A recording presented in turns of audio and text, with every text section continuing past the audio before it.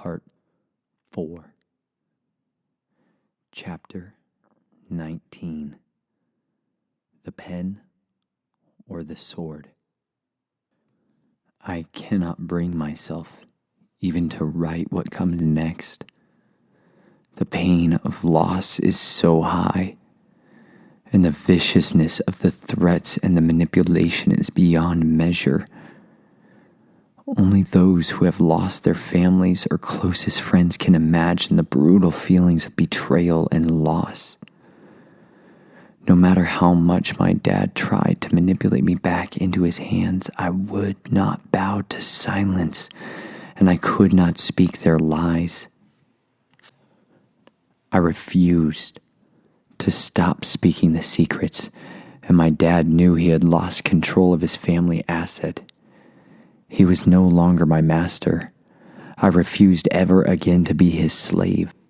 I would not bow to his demands, and I refused to yoke myself to his family's wicked ways anymore.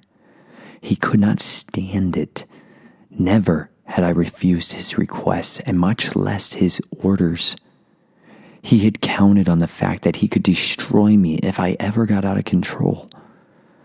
The weapon he'd so meticulously controlled for nearly 30 years was now making his own decisions.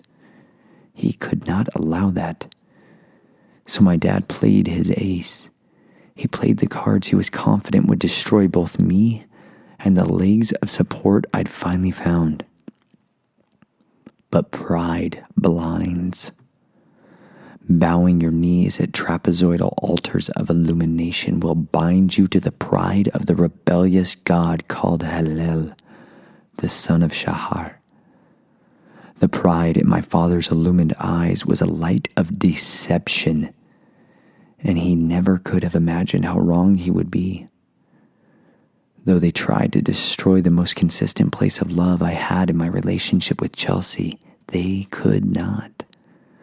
No amount of manipulations by my family members could convince Chelsea to divorce me. Though they pulled out all the stops, they targeted her family members, our former pastors, churches, counselors, and even old co-workers. The family's expertise is in fear, control, and manipulation, and they did their best to work the fields around me. They were relentless, and the lies that poured from their mouths were mountains of accusations craftily designed to scare our supporters away. When people get desperate, they tend to make mistakes. The desperation of my family to regain control caused them to make a mistake that would finally separate us from their controlling clutches for good. I had struggled for some time leading up to that decision about whether or not to completely sever ties with my family. But soon they forced my hand. It happened when one of my family members threatened Naomi.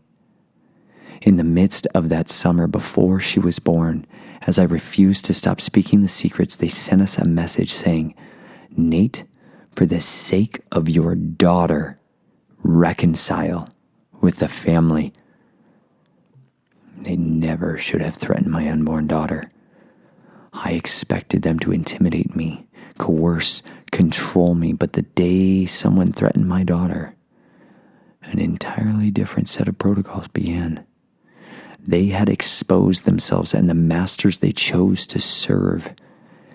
Their seminary, sanctified Christian masks had been peeled back to show their true nature.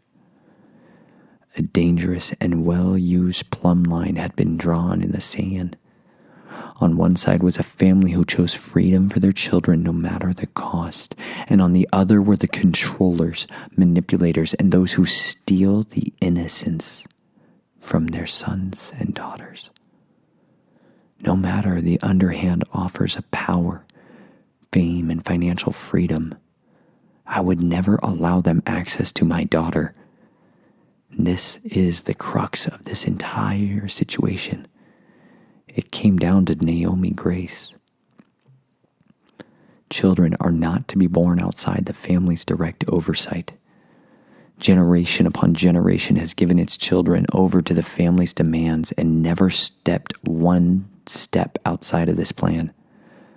The fury my father, and especially his military handlers, had was steeped in his denial of this generational requirement. Who was I to refuse their demands and wishes? I had been theirs, and for so long I'd been their successful pet project. However, their collar of control no longer held me captive.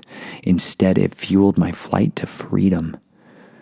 The scars on my body and the secrets in my mind were constant reminders that Naomi never needed to spend a day of her life in the underworld. She was not made for their manipulative shackles and control. She was created for freedom, faith, and the joys of an abundant life.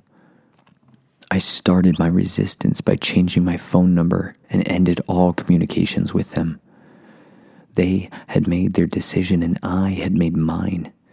They had chosen to keep their vile deeds buried, and I had decided to expose them to the light of all. Even still, my grandfather traveled across state lines and came into town to try to initiate my daughter, as he loves to do with the new grandchildren. My father, unfortunately, beguiled my sisters, and even after I warned them about what Grandpa does with little boys, they still hosted the family brute and chose to let him and other family members have access to their many, many children. Chelsea and I continually thank the Father that he helped me to wake up to these realities before Naomi came into this mad world. Before that, the plan had always been to have the family members present at her birth. God alone spared me from placing my innocent firstborn daughter into the hands of monsters.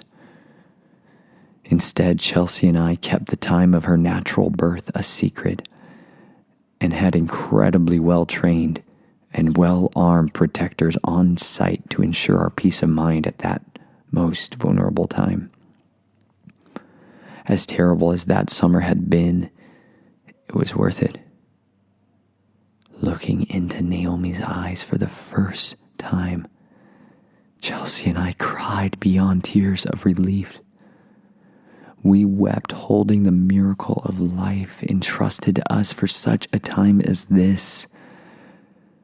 We knew then that no matter what we'd endured and what would still come, nothing could keep us from letting Naomi develop into the woman she was made to be. Naomi Grace may not know it today or understand it for many years to come, but she is the first child born free in many generations. For thousands of years, children born into these bloodlines have been taken into the flames of control, chaos, and death. The Redeemer snatched me from those fires long after they'd burned much of my body and soul to a char. In time, I have faith he would heal all those wounds. But the most exceptional power comes when our children are spared from those flames altogether and shown freedom instead. Naomi will never have to taste the torment that so many millions endure at night. She will never be forced down the dark path of perversion as I had. She will be free to choose who she will become. To help her understand the importance of that choice, I wrote her a deadly letter, some of which I will share with you in hopes that many other daughters will read it, as well as sons, fathers, and mothers.